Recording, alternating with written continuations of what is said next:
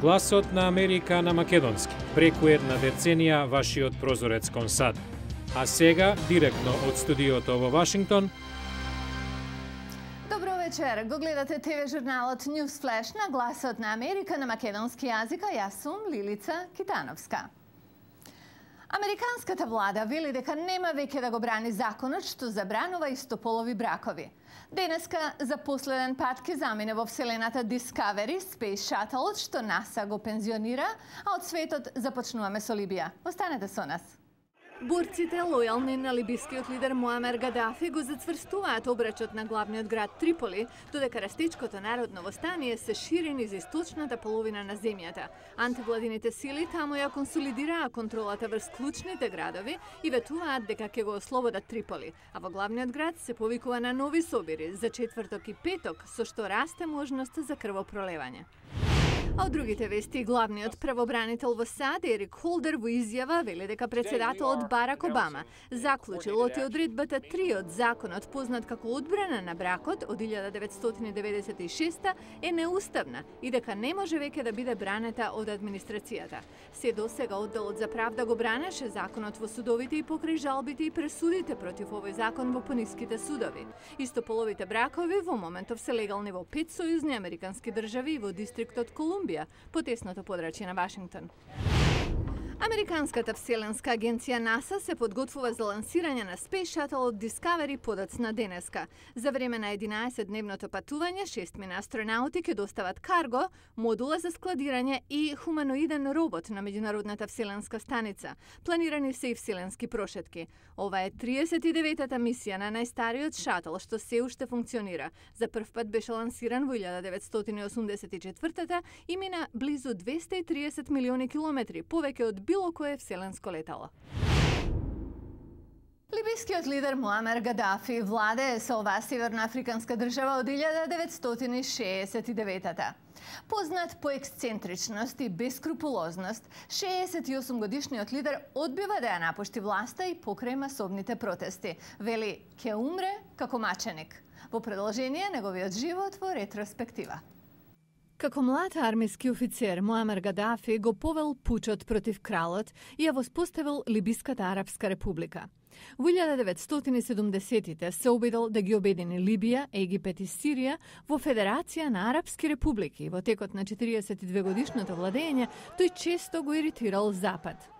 Иан Лесер бил советник на председателот Бил Клинтон за северноафрикански прашања. Во текот на годините сме виделе многу промени од Либија.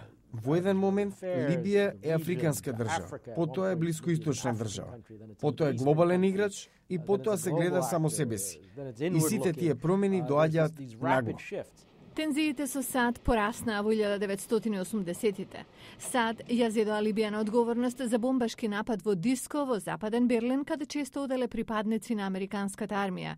И двете земји се судрија околу пристапот кон заливот Сидра. Еве како председателот Роналд Реган го опишува Гадафи. Лут пес на Блискиот исток. САД се одмаздија со бомбардирање на имотот на Гадафи. Тој избега, но неговата усвоена ќерка загина.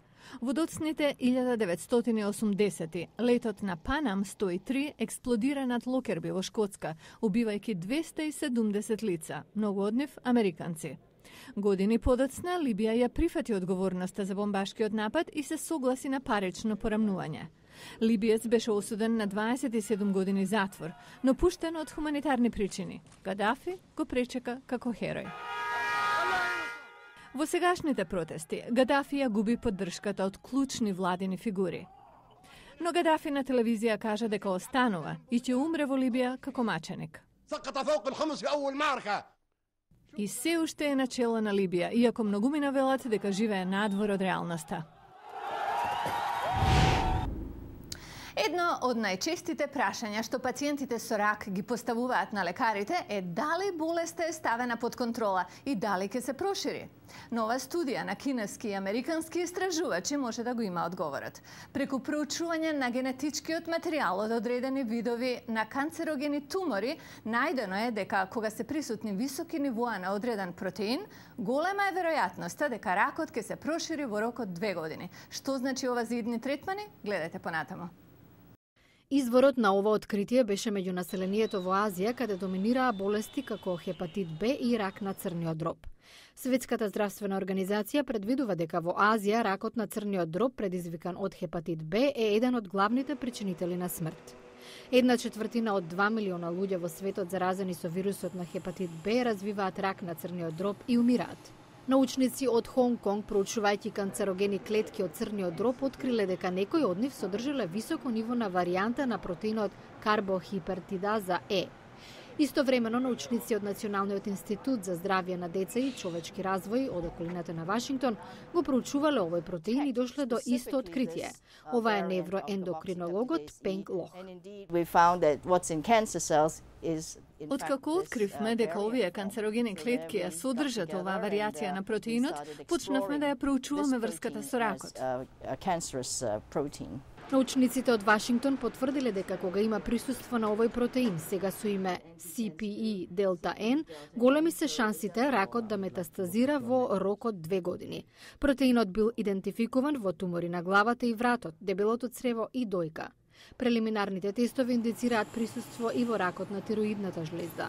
Ова може да влијае на третманот за пациентите, особено кога ракот е во рана фаза. Тие се оние на кои можеме да им помогнеме, зашто ним најчесто им се вели дека ракот нема да се врати. Ако ги фатиме таквите случаи, многу животи ќе спасиме. Студијата е објавена во журналот за клиничка истрага. Кога науката работи во служба на здравјето, секогаш е убава вест. А утре ве водиме во друга убава авантура. На прошетка всушност низ еден приватен музеј во срцето на Вашингтон, што неодамна прослави 90 години. Грандиозни дела во интимен амбиент. Тоа е колекцијата Philips, каде големите мајстори се рамо до рамо, без оглед што ги делат континенти. Гледајте утре во Newsflash. Ова беше Newsflash на Гласот на Америка на македонски јазик. Јас сум Лилица Китановска. А многу повеќе содржини ќе најдете на нашата веб страница glasnaamerika.com. Пријатна вечер.